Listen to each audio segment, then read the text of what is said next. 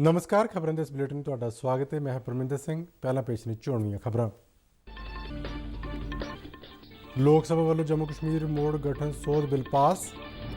लोक सभा इस बिल से बहस का जवाब देंदे गृह मंत्री अमित शाह ने कहा है कि जम्मू कश्मीर विचों धारा 370 हटाए जाने तो बाद वड्डियां तब्दीलियां आ रही ने। लोक सभा की कार्रवाई 8 मार्च तक लिए मुलतवी। संसद के बजट इजलास का दूजा चरण 8 मार्च तो 8 अप्रैल तक होगा।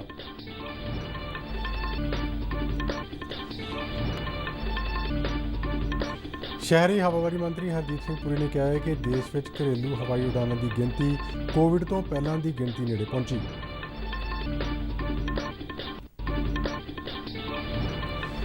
केंद्रीय सेहत मंत्री डॉक्टर हर्षवर्धन ने कहा है कि हुण तक देश में 55% तो वध सेहत संभाल कर्मचारियों को कोविड-19 टीके की पहली डोज दी जा चुकी है।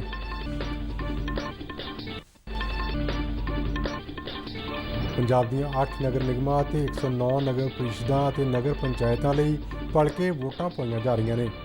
ਵੋਟਾਂ ਪਾਉਣ ਦਾ ਕੰਮ ਸਵੇਰੇ 8 ਵਜੇ ਸ਼ੁਰੂ ਹੋ ਕੇ ਬਾਅਦ ਦੁਪਹਿਰ 4 ਵਜੇ ਤੱਕ ਜਾਰੀ ਰਹੇਗਾ। ਤਰਨਤਾਰਨ ਜ਼ਿਲ੍ਹੇ ਦੇ ਸਰਹੱਦੀ ਖੇਤਰ ਵਿੱਚ BSF ਦੇ ਜਵਾਨਾਂ ਤੇ ਪਾਕਿਸਤਾਨੀ ਤਸਕਰਾਂ ਵਿਚਾਲੇ ਫਾਇਰਿੰਗ ਦੌਰਾਨ ਇੱਕ ਤਸਕਰ ਮਾਰਿਆ ਗਿਆ। ਤਲਾਸ਼ੀ ਮਗਰੋਂ ਮੌਕੇ ਤੋਂ 14 ਪੈਕਟ ਹੈਰੋਇਨ ਸਮੇਤ ਹਥਿਆਰ, ਗੋਲੀ ਸਿੱਕਾ ਅਤੇ 2 ਮੋਬਾਈਲ ਬਰਾਮਦ।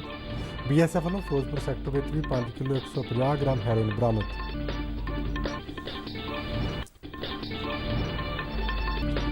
ਹਰਿਆਣਾ ਦੇ ਰੋਹਤਕ ਜ਼ਿਲ੍ਹੇ ਵਿੱਚ ਇੱਕ ਕੁਸ਼ਤੀ ਸੈਂਟਰ ਵਿੱਚ ਹੋਈ ਫਾਇਰਿੰਗ ਵਿੱਚ 5 ਵਿਅਕਤੀਆਂ ਦੀ ਮੌਤ ਅਤੇ ਕਈ ਜ਼ਖਮੀ।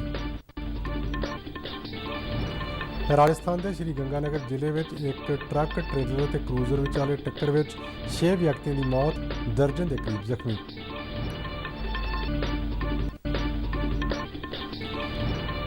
ਤੇ ਦੂਜੇ ਟੈਸਟ ਮੈਚ ਵਿੱਚ ਭਾਰਤ ਨੇ ਟਾਸ ਜਿੱਤ ਕੇ ਪਹਿਲਾਂ ਬੱਲੇਬਾਜ਼ੀ ਕਰਦਿਆਂ ਪਹਿਲੇ ਦਿਨ ਦਾ ਖੇਡ ਸਮਾਪਤ ਹੋਣ ਤੱਕ 6 ਖਿਡਾਰੀਆਂ ਪਿੱਛੇ 300 ਦੌੜਾਂ ਬਣਾਈਆਂ। ਰੋਹਿਤ ਸ਼ਰਮਾ ਦੀਆਂ 161 ਤੇ ਅਜੰਕਾ ਰਹਾਣੇ ਦੀਆਂ 67 ਦੌੜਾਂ ਦੀ ਬਦੌਲਤ ਖਰਾਬ ਸ਼ੁਰੂਆਤ ਦੇ ਬਾਵਜੂਦ ਭਾਰਤ ਚੰਗੀ ਸਥਿਤੀ ਵਿੱਚ।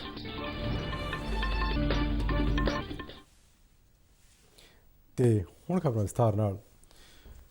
ਲੋਕ ਸਭਾ ਵੱਲੋਂ ਅੱਜ ਜੰਮੂ ਕਸ਼ਮੀਰ ਮੋੜ ਗਠਨ ਸੋਧ ਬਿੱਲ ਪਾਸ ਕਰ ਦਿੱਤਾ ਗਿਆ। ਰਾਜ ਸਭਾ ਵਿੱਚ ਇਹ ਬਿੱਲ ਪਹਿਲਾਂ ਹੀ ਪਾਸ ਹੋ ਚੁੱਕਾ ਹੈ। ਲੋਕ ਸਭਾ ਵਿੱਚ ਅੱਜ ਇਸ ਬਿੱਲ ਤੇ ਬਹਿਸ ਦਾ ਜਵਾਬ ਦਿੰਦਿਆਂ ਗ੍ਰਹਿ ਮੰਤਰੀ ਅਮਿਤ ਸ਼ਾਹ ਨੇ ਕਿਹਾ ਹੈ ਕਿ ਜੰਮੂ ਕਸ਼ਮੀਰ ਵਿੱਚੋਂ ਧਾਰਾ 370 ਹਟਾਏ ਜਾਣ ਤੋਂ ਬਾਅਦ ਵੱਡੀਆਂ ਤਬਦੀਲੀਆਂ ਆ ਰਹੀਆਂ ਨੇ। ਉਹਨਾਂ ਕਿਹਾ ਕਿ ਜੋ ਕੰਮ ਪਿਛਲੇ 70 ਸਾਲਾਂ ਵਿੱਚ ਸਰਕਾਰਾਂ ਨਹੀਂ ਕਰ ਸਕੀਆਂ ਉਹ ਮੋਦੀ ਸਰਕਾਰ ਨੇ ਕੀਤਾ ਹੈ। ਉਹਨਾਂ ਕਿ NDA ਸਰਕਾਰ ਦੇ ਸੱਤਾ ਵਿੱਚ ਆਉਣ ਤੋਂ ਬਾਅਦ ਹੀ ਜੰਮੂ ਅਤੇ ਕਸ਼ਮੀਰ ਵਿੱਚ ਪੰਚਾਇਤੀ ਰਾਜ ਆਰੰਭ ਹੋਇਆ। ਉਹਨਾਂ ਕਿਹਾ ਕਿ ਧਾਰਾ 370 ਹਟਾਉਣ ਦਾ ਵਿਰੋਧ ਕਰਨ ਵਾਲੇ ਚੋਣਾਂ ਹਾਰ ਗਏ। ਅਮਿਤ ਸ਼ਾਹ ਨੇ ਧਾਰਾ 370 ਹਟਾਏ ਜਾਣ ਤੋਂ ਬਾਅਦ ਜੰਮੂ ਕਸ਼ਮੀਰ ਵਿੱਚ ਸ਼ੁਰੂ ਕੀਤੇ ਗਏ ਵੱਖ-ਵੱਖ ਵਿਕਾਸ ਕਾਰਜਾਂ ਦਾ ਵੇਰਵਾ ਦਿੱਤਾ।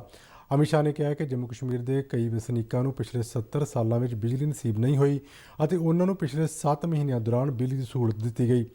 ਗ੍ਰਹਿ ਮੰਤਰੀ ਨੇ ਕਿਹਾ ਕਿ ਜੰਮੂ ਅਤੇ ਕਸ਼ਮੀਰ ਪ੍ਰਧਾਨ ਮੰਤਰੀ ਦੀ ਉੱਚ ਤਰਜੀਹ 'ਤੇ ਹੈ ਅਤੇ ਇਸ ਕੇਂਦਰ ਸ਼ਾਸਿਤ ਪ੍ਰਦੇਸ਼ ਵਿੱਚ ਵਿਕਾਸ ਦੇ ਕਈ ਪ੍ਰੋਜੈਕਟ ਸ਼ੁਰੂ ਕੀਤੇ ਗਏ ਨੇ।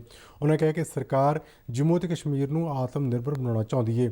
ਉਹਨਾਂ ਇਸ ਗੱਲ 'ਤੇ ਜ਼ੋਰ ਦਿੱਤਾ ਕਿ ਜੰਮੂ ਅਤੇ ਕਸ਼ਮੀਰ ਦੇ ਦੂਰ ਦੁਰਾਡੇ ਦੇ ਇਲਾਕਿਆਂ ਤੱਕ ਵਿਕਾਸ ਪਹੁੰਚੇਗਾ। ਅਮਿਤ ਸ਼ਾਹ ਨੇ ਕਿਹਾ ਕਿ ਧਾਰਾ 370 ਹਟਾਏ ਜਾਣ ਨਾਲ ਜੰਮੂ ਕਸ਼ਮੀਰ ਦੇ ਰਾਜ ਦੇ ਰੁਤਬੇ ਦਾ ਕੋਈ ਸੰਬੰਧ ਨਹੀਂ ਹੈ। ਉਹਨਾਂ ਕਿਹਾ ਕਿ ਸਮਾਂ ਆਉਣ 'ਤੇ ਜੰਮੂ ਕਸ਼ਮੀਰ ਵਿੱਚ ਆਮ ਚੋਣਾਂ ਕਰਵਾਈਆਂ ਜਾਣਗੀਆਂ। और जो मेरा हिसाब पूछ रहे 17 महीने में स्टेटहुड कब दोगे, स्टेटहुड कब दोगे, स्टेटहुड कब दोगे, हम जरूर देंगे। मगर मैं उनको पूछना चाहता हूं कि मैंने भी कहा है स्टेटहुड टेम्पररी है। अगर आप 17 महीने में हिसाब मांगते हो तो टेम्पररी 370 साल तक चली, उस वक्त क्यों हिसाब नहीं मांगते थे? एक टेम्पररी प्रोविजन कब तक टेम्पररी रहेगा? टेम्पररी प्रोविजन को क्यों उखाड़ नहीं देते हैं? क्यों कोई पूछता नहीं था? क्योंकि वोट बैंक की राजनीति कर रही थी। ये सरकार वोट बैंक की राजनीति से नहीं चलती। ये सरकार देश के हित में फैसले करती है। ये सरकार देश के भविष्य को सुधारने के लिए। हम आएंगे जाएंगे, लोकतंत्र है, जीतेंगे हारेंगे, इसको ध्यान में रखकर देश के भविष्य को ताक पर हम नहीं रख सकते, न हम रखना चाहते। ये आपकी पॉलिसी है, आपको मुबारक हो। इस दौरान आज लोक सभा की कार्रवाई 8 मार्च तक लिए उठा दी गई। राज सभा भी कल 8 मार्च तक लिए उठा दी गई सी। इस दे नाल ही संसद के बजट सैशन का पहला चरण समाप्त हो गया है। संसद का दूजे चरण का बजट इजलास 8 मार्च तो 8 अप्रैल तक चलेगा। ਸ਼ਹਿਰੀ ਹਵਾਬਾਜ਼ੀ ਮੰਤਰੀ ਹਰਦੀਪ ਸਿੰਘ ਪੁਰੀ ਨੇ ਕਿਹਾ ਹੈ ਕਿ ਦੇਸ਼ ਵਿੱਚ ਘਰੇਲੂ ਹਵਾਈ ਉਡਾਨਾਂ ਦੀ ਗਿਣਤੀ ਕੋਵਿਡ ਤੋਂ ਪਹਿਲਾਂ ਦੀ ਗਿਣਤੀ ਨੇੜੇ ਪਹੁੰਚ ਗਈ ਹੈ। ਆਪਣੇ ਇੱਕ ਟਵੀਟ ਵਿੱਚ ਹਰਦੀਪ ਪੁਰੀ ਨੇ ਦੱਸਿਆ ਹੈ ਕਿ ਬੀਤੇ ਦਿਨ ਦੇਸ਼ ਵਿੱਚ 2349 ਘਰੇਲੂ ਉਡਾਨਾਂ ਵਿੱਚ 2,97,102 ਤੋਂ ਵੱਧ ਮੁਸਾਫਰਾਂ ਨੇ ਸਫ਼ਰ ਕੀਤਾ। ਉਹਨਾਂ ਅੱਗੇ ਦੱਸਿਆ ਕਿ 25 ਮਈ ਨੂੰ ਘਰੇਲੂ ਉਡਾਨਾਂ ਮੁੜ ਸ਼ੁਰੂ ਹੋਣ ਤੋਂ ਬਾਅਦ ਇਹ ਇੱਕ ਦਿਨ ਦੀ ਸਭ ਤੋਂ ਵੱਡੀ ਗਿਣਤੀ ਹੈ। ਉਹਨਾਂ ਕਿਹਾ ਕਿ ਸੁਰੱਖਿਆ, ਕੁਸ਼ਲਤਾ ਅਤੇ ਸਮੇਂ ਦੀ ਬਚਤ ਦੇ ਮੱਦੇਨਜ਼ਰ ਹਵਾਈ ਸਫ਼ਰ ਨੂੰ ਲੋਕਾਂ ਵੱਲੋਂ ਤਰਜੀਹ ਦਿੱਤੀ ਜਾ ਰਹੀ ਹੈ। ਪ੍ਰਧਾਨ ਮੰਤਰੀ ਨਰਿੰਦਰ ਮੋਦੀ ਭਲਕੇ ਤਾਮਿਲਨਾਡੂ ਅਤੇ ਕੇਰਲ ਦੇ ਦੌਰੇ 'ਤੇ ਜਾਣਗੇ। ਤਾਮਿਲਨਾਡੂ ਦੀ ਰਾਜਧਾਨੀ ਚੇਨਈ ਵਿਖੇ ਉਹ Arjan main battle tank MK1A ਸੈਨਾ ਦੇ ਹਵਾਲੇ ਕਰਨਗੇ ਅਤੇ ਕਈ ਮਹੱਤਵਪੂਰਨ ਪ੍ਰੋਜੈਕਟਾਂ ਦਾ ਨੀਂਹ ਪੱਥਰ ਰੱਖਣਗੇ। ਅਰਜਨ ਮੇਨ ਬੈਟਲ ਟੈਂਕ ਸਵਦੇਸ਼ੀ ਤੌਰ 'ਤੇ ਡਿਜ਼ਾਈਨ ਅਤੇ ਵਿਕਸਿਤ ਕੀਤਾ ਗਿਆ ਹੈ ਅਤੇ DRDO ਦੀ CBRDE ਅਤੇ 15 ਵਿਦਿਅਕ ਸੰਸਥਾਵਾਂ, 8 ਲੈਬੋਰਟਰੀਆਂ ਅਤੇ ਕਈ ਸੂਖਮ, ਲਘੂ ਅਤੇ ਦਰਮਿਆਨੇ ਉਦਯੋਗਾਂ ਦੇ ਸਹਿਯੋਗ ਨਾਲ ਬਣਾਇਆ ਗਿਆ ਹੈ। ਪ੍ਰਧਾਨ ਮੰਤਰੀ ਬਾਅਦ ਦੁਪਹਿਰ ਕੋਚੀ ਵਿਖੇ ਕਈ ਪ੍ਰੋਜੈਕਟਾਂ ਦਾ ਨੀਂਹ ਪੱਥਰ ਰੱਖਣਗੇ ਅਤੇ ਕੁਝ ਪ੍ਰੋਜੈਕਟ ਰਾਸ਼ਟਰ ਨੂੰ ਸਮਰਪਿਤ ਕਰਨਗੇ। ਤਾਮਿਲਨਾਡੂ ਦੇ ਪ੍ਰਧਾਨ ਮੰਤਰੀ ਚੇਨਈ ਮੈਟਰੋ ਰੇਲ ਪੜਾਅ ਦੇ ਇੱਕ ਦੇ ਵਿਸਥਾਰ ਦਾ ਉਦਘਾਟਨ ਕਰਨਗੇ। ਇਹ ਮੈਟਰੋ ਰੇਲ 3,770 ਕਰੋੜ ਰੁਪਏ ਦੀ ਲਾਗਤ ਨਾਲ ਮੁਕੰਮਲ ਹੋਇਆ ਹੈ ਅਤੇ ਇਸ ਨਾਲ ਵਾਟਰਮੈਨ ਪਿਟ ਤੋਂ ਵਿਮਕੋ ਨਗਰ ਤੱਕ ਮੁਸਾਫਰ ਸੇਵਾਵਾਂ ਸ਼ੁਰੂ ਹੋਣਗੀਆਂ। 9 ਕਿਲੋਮੀਟਰ ਲੰਮਾ ਇਹ ਮੈਟਰੋ ਰੇਲ ਵਿਸਥਾਰ ਉੱਤਰੀ ਚੇਨਈ ਨੂੰ ਹਵਾਈ ਅੱਡੇ ਅਤੇ ਸੈਂਟਰਲ ਰੇਲਵੇ ਸਟੇਸ਼ਨ ਨਾਲ ਜੋੜੇਗਾ। ਪ੍ਰਧਾਨ ਮੰਤਰੀ ਚੇਨਈ ਬੀਚ ਅਤੇ ਅਟੂਪੱਟੂ ਵਿਚਾਲੇ ਚੌਥੀ ਰੇਲਵੇ ਲਾਈਨ ਦਾ ਉਦਘਾਟਨ ਵੀ ਕਰਨਗੇ। ਕੇਰਲਾ ਦੌਰੇ ਦੌਰਾਨ ਪ੍ਰਧਾਨ ਮੰਤਰੀ BPCL ਦਾ ਪੈਟਰੋਲ ਕੈਮੀਕਲ ਪ੍ਰੋਜੈਕਟ ਰਾਸ਼ਟਰ ਨੂੰ ਸਮਰਪਿਤ ਕਰਨਗੇ। ਕੇਂਦਰੀ ਸਿਹਤ ਅਤੇ ਪਰਿਵਾਰ ਭਲਾਈ ਮੰਤਰਾਲੇ ਨੇ ਕਿਹਾ ਹੈ ਕਿ ਹੁਣ ਤੱਕ ਦੇਸ਼ ਵਿੱਚ 55% ਤੋਂ ਵੱਧ ਸਿਹਤ ਸੰਭਾਲ ਕਰਮਚਾਰੀਆਂ ਨੂੰ ਕੋਵਿਡ-19 ਟੀਕੇ ਦੀ ਪਹਿਲੀ ਡੋਜ਼ ਦਿੱਤੀ ਜਾ ਚੁੱਕੀ ਹੈ। ਸਿਹਤ ਅਤੇ ਪਰਿਵਾਰ ਭਲਾਈ ਮੰਤਰੀ ਡਾਕਟਰ ਹਰਸ਼ਵਰਧਨ ਨੇ ਲੋਕ ਸਭਾ ਨੂੰ ਦੱਸਿਆ ਕਿ ਫਰੰਟ ਲਾਈਨ ਵਰਕਰਾਂ ਦਾ ਟੀਕਾਕਰਨ ਵੀ ਇਸ ਮਹੀਨੇ ਦੀ 2 ਫਰਵਰੀ ਤੋਂ ਸ਼ੁਰੂ ਕਰ ਦਿੱਤਾ ਗਿਆ ਹੈ। ਉਹਨਾਂ ਦੱਸਿਆ ਕਿ 28 ਦਿਨਾਂ ਦੇ ਫਾਸਲੇ ਨਾਲ ਕੋਵਿਡ-19 ਟੀਕੇ ਦੀਆਂ 2 ਡੋਜ਼ਾਂ ਮੁਕੰਮਲ ਕਰਨ ਦੀ ਲੋੜ ਹੈ। ਉਹਨਾਂ ਕਿਹਾ ਕਿ ਤਕਰੀਬਨ 14 ਦਿਨ ਬਾਅਦ ਟੀਕੇ ਦੀ ਦੂਜੀ ਡੋਜ਼ ਲੈਣ ਨਾਲ ਕਰੋਨਾ ਵਾਇਰਸ ਵਿਰੁੱਧ ਲੜਾਈ ਦੀ ਤਾਕਤ ਵਿਕਸਿਤ ਹੋ ਜਾਂਦੀ ਹੈ। ਉਹਨਾਂ ਦੱਸਿਆ ਕਿ ਇਹਨਾਂ ਟੀਕਿਆਂ ਦੀ ਸਪਲਾਈ ਲਈ ਸਰਕਾਰ ਵੱਲੋਂ 410 ਲੱਖ ਡੋਜ਼ਾਂ ਦੇ ਆਰਡਰ ਦਿੱਤੇ ਗਏ ਨੇ, ਜਿਨ੍ਹਾਂ ਵਿੱਚ ਕੋਵੈਕਸ ਸਹੂਲਤ ਰਾਹੀਂ 100 ਲੱਖ ਡੋਜ਼ਾਂ ਹਾਸਲ ਕੀਤੀਆਂ ਜਾ ਚੁੱਕੀਆਂ ਨੇ। ਉਹਨਾਂ ਦੱਸਿਆ ਕਿ ਕੋਵਿਡ-19 ਟੀਕਾਕਰਨ ਪ੍ਰੋਗਰਾਮ ਦੀ ਆਪਰੇਸ਼ਨਲ ਲਾਗਤ ਕਈ ਲਈ ਰਾਜਾਂ ਅਤੇ ਕੇਂਦਰ ਸ਼ਾਸਿਤ ਪ੍ਰਦੇਸ਼ਾਂ ਨੂੰ 480 ਕਰੋੜ ਰੁਪਏ ਦਿੱਤੇ ਗਏ ਨੇ। आशंका जाहिर की है कि इसमें कोई महीनों या सालों लगते हैं, ऐसी कोई परिस्थिति नहीं होती है। इसके लिए एक्सपर्ट्स की वेल डिफाइंड कमेटीज जो है वो हॉस्पिटल लेवल पर भी बनी हुई हैं और स्वास्थ्य मंत्रालय के लेवल पर समय तो लगता है मंत्री जी और ਇਸ ਦੌਰਾਨ ਦੇਸ਼ ਵਿੱਚ ਹੁਣ ਤੱਕ 75 ਲੱਖ ਤੋਂ ਵੱਧ ਲੋਕਾਂ ਨੂੰ ਕੋਵਿਡ-19 ਦਾ ਟੀਕਾ ਲਗਾਇਆ ਜਾ ਚੁੱਕਿਆ ਹੈ। ਸਿਹਤ ਮੰਤਰਾਲੇ ਨੇ ਕਿਹਾ ਹੈ ਕਿ ਭਾਰਤ 70 ਲੱਖ ਤੋਂ ਵੱਧ ਟੀਕੇ ਲਗਾਉਣ ਵਾਲਾ ਵਿਸ਼ਵ ਦਾ ਪਹਿਲਾ ਦੇਸ਼ ਬਣ ਗਿਆ ਹੈ। ਬੀਤੇ 24 ਘੰਟੇ ਦੌਰਾਨ 4,87,000 ਸਿਹਤ ਸੰਭਾਲ ਕਰਮਚਾਰੀਆਂ ਦਾ ਟੀਕਾਕਰਨ ਹੋ ਗਿਆ ਹੈ। ਪੰਜਾਬ ਵਿੱਚ ਭਲਕੇ ਹੋਣ ਵਾਲੀਆਂ ਮਿਊਨਿਸਪਲ ਚੋਣਾਂ ਲਈ ਸਾਰੀਆਂ ਤਿਆਰੀਆਂ ਮੁਕੰਮਲ ਕਰ ਲਈਆਂ ਗਈਆਂ ਨੇ। ਮਿਊਨਿਸਪਲ ਚੋਣਾਂ ਦੌਰਾਨ 8 ਨਗਰ ਨਿਗਮਾਂ, 109 ਮਿਊਨਿਸਪਲ ਕੌਂਸਲਾਂ ਅਤੇ ਮਿਊਨਿਸਪਲ ਪੰਚਾਇਤਾਂ ਲਈ ਵੋਟਾਂ ਪਾਈਆਂ ਜਾਣੀਆਂ ਨੇ। ਵੋਟਾਂ ਪਾਉਣ ਦਾ ਕੰਮ ਸਵੇਰੇ 8 ਵਜੇ ਸ਼ੁਰੂ ਹੋ ਕੇ ਬਾਅਦ ਦੁਪਹਿਰ 4 ਵਜੇ ਤੱਕ ਜਾਰੀ ਰਹੇਗਾ। ਰਾਜ ਚੋਣ ਕਮਿਸ਼ਨ ਦੇ ਇੱਕ ਬੁਲਾਰੇ ਨੇ ਅੱਜ ਚੰਡੀਗੜ੍ਹ ਵਿੱਚ ਦੱਸਿਆ ਕਿ ਆਜ਼ਾਦ ਅਤੇ ਨਿਰਪੱਖ ਚੋਣਾਂ ਕਰਵਾਉਣ ਲਈ 130 IAS ਅਤੇ PCS ਅਧਿਕਾਰੀਆਂ ਨੂੰ ਆਬਜ਼ਰਵਰਾਂ ਵਜੋਂ ਤੈਨਾਤ ਕੀਤਾ ਗਿਆ ਹੈ। ਇਹਨਾਂ ਤੋਂ ਇਲਾਵਾ IG, DIG ਪੱਧਰ ਦੇ ਅਧਿਕਾਰੀਆਂ ਨੂੰ ਵੀ ਪੁਲਿਸ ਆਬਜ਼ਰਵਰਾਂ ਵੱਲੋਂ ਲਗਾਇਆ ਗਿਆ ਹੈ। ਅੱਜ ਪੋਲਿੰਗ ਪਾਰਟੀਆਂ ਨੂੰ ਪੋਲਿੰਗ ਸਮੱਗਰੀ ਸਮੇਤ ਵੱਖ-ਵੱਖ ਪੋਲਿੰਗ ਸਟੇਸ਼ਨਾਂ ਲਈ ਰਵਾਨਾ ਕਰ ਦਿੱਤਾ ਗਿਆ। ਵੋਟਾਂ ਪਾਉਣ ਦੇ ਕੰਮ ਲਈ 7000 ਬਿਜਲਈ ਵੋਟਿੰਗ ਮਸ਼ੀਨਾਂ ਦਾ ਪ੍ਰਬੰਧ ਕੀਤਾ ਗਿਆ ਹੈ। ਨਿਰਵਿਘਨ ਢੰਗ ਨਾਲ ਵੋਟਾਂ ਪਾਉਣ ਲਈ 20,510 ਮੁਲਾਜ਼ਮਾਂ ਨੂੰ ਡਿਊਟੀ 'ਤੇ ਲਗਾਇਆ ਗਿਆ ਹੈ। ਇਹਨਾਂ ਤੋਂ ਇਲਾਵਾ ਆਜ਼ਾਦ ਅਤੇ ਨਿਰਪੱਖ ਢੰਗ ਨਾਲ ਮਤਦਾਨ ਨੂੰ ਯਕੀਨੀ ਬਣਾਉਣ ਲਈ 19,000 ਪੁਲਿਸ ਕਰਮੀਆਂ ਨੂੰ ਵੀ ਤਾਇਨਾਤ ਕੀਤਾ ਗਿਆ ਹੈ। ਇਹਨਾਂ ਮਿਊਨਿਸਪਲ ਚੋਣਾਂ ਲਈ ਕੁੱਲ 9,222 ਉਮੀਦਵਾਰ ਚੋਣ ਮੈਦਾਨ ਵਿੱਚ ਨੇ, ਜਿਨ੍ਹਾਂ ਵਿੱਚ 2,832 ਆਜ਼ਾਦ ਉਮੀਦਵਾਰ ਵੀ ਸ਼ਾਮਲ ਨੇ। ਕਾਂਗਰਸ ਪਾਰਟੀ ਨੇ 2,037, ਸ਼੍ਰੋਮਣੀ ਅਕਾਲੀ ਦਲ ਨੇ 1,569, ਭਾਰਤੀ ਜਨਤਾ ਪਾਰਟੀ ਨੇ 1,003 ਜਦਕਿ ਆਮ ਆਦਮੀ ਪਾਰਟੀ ਨੇ 1,606 ਉਮੀਦਵਾਰ ਚੋਣ ਮੈਦਾਨ ਵਿੱਚ ਉਤਾਰੇ ਨੇ। ਅੱਜ ਸਵੇਰੇ ਤਰਨਤਾਰਨ ਜ਼ਿਲ੍ਹੇ ਦੇ ਸਰਹੱਦੀ ਖੇਤਰ ਵਿੱਚ BSF ਦੇ ਜਵਾਨਾਂ ਅਤੇ ਪਾਕਿਸਤਾਨੀ ਤਸਕਰਾਂ ਵਿਚਾਲੇ ਫਾਇਰਿੰਗ ਦੌਰਾਨ ਇੱਕ ਤਸਕਰ ਮਾਰਿਆ ਗਿਆ ਅਤੇ ਤਲਾਸ਼ੀ ਮਗਰੋਂ ਮੌਕੇ ਤੋਂ 14 ਪੈਕਟ ਹੈਰੋਇਨ ਸਮੇਤ ਹਥਿਆਰ, ਗੋਲੀ ਸਿੱਕਾ ਅਤੇ 2 ਮੋਬਾਈਲ ਬਰਾਮਦ ਕੀਤੇ ਗਏ।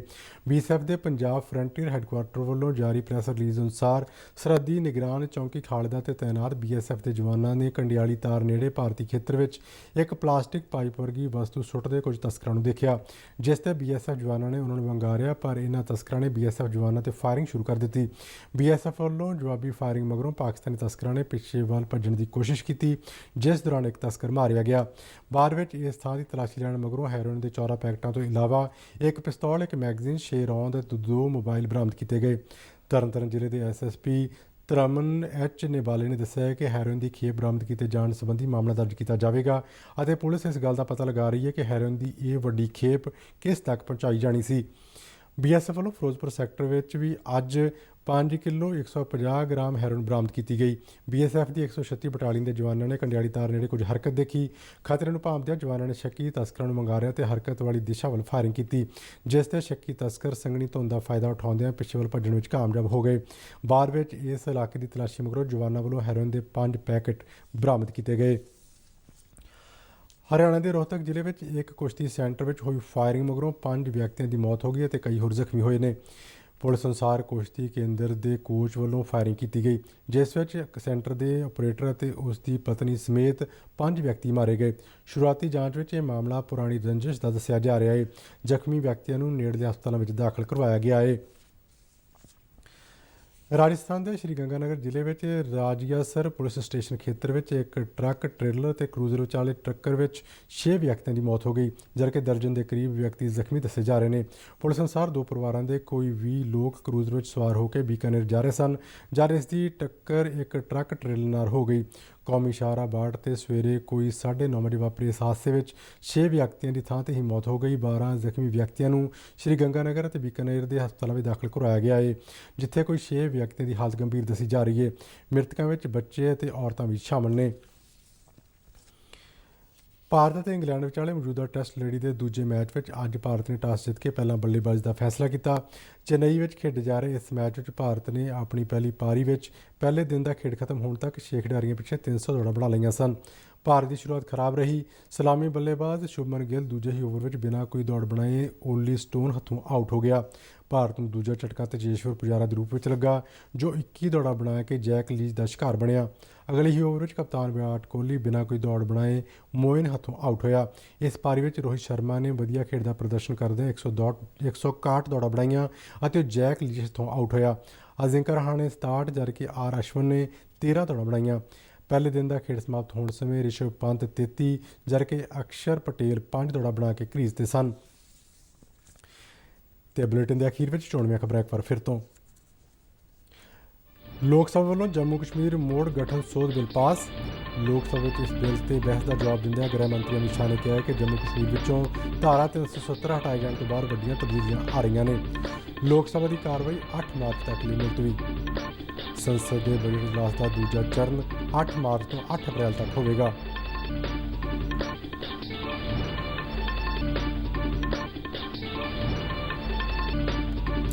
ਸ਼ਹਿਰੀ ਹਵਾਬਾਜ਼ੀ ਮੰਤਰੀ ਹਰਦੀਪ ਸਿੰਘ ਪੁਰੀ ਨੇ ਕਿਹਾ ਹੈ ਕਿ ਦੇਸ਼ ਵਿੱਚ ਘਰੇਲੂ ਹਵਾਈ ਉਡਾਨਾਂ ਦੀ ਗਿਣਤੀ ਕੋਵਿਡ ਤੋਂ ਪਹਿਲਾਂ ਦੀ ਗਿਣਤੀ ਨੇੜੇ ਪਹੁੰਚੀ।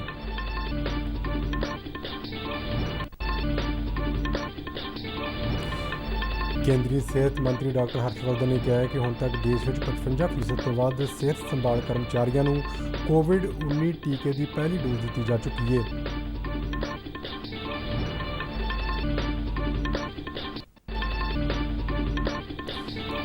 ਪੰਜਾਬ ਦੀਆਂ 8 ਨਗਰ ਨਿਗਮਾਂ ਅਤੇ 109 ਨਗਰ ਪ੍ਰੀਸ਼ਦਾਂ ਅਤੇ ਨਗਰ ਪੰਚਾਇਤਾਂ ਲਈ ਭਲਕੇ ਵੋਟਾਂ ਪਾਈਆਂ ਜਾ ਰਹੀਆਂ ਨੇ। ਵੋਟਾਂ ਪਾਉਣ ਦਾ ਕੰਮ ਸਵੇਰੇ 8 ਵਜੇ ਤੋਂ ਸ਼ੁਰੂ ਹੋ ਕੇ ਬਾਅਦ ਦੁਪਹਿਰ 4 ਵਜੇ ਤੱਕ ਜਾਰੀ ਰਹੇਗਾ।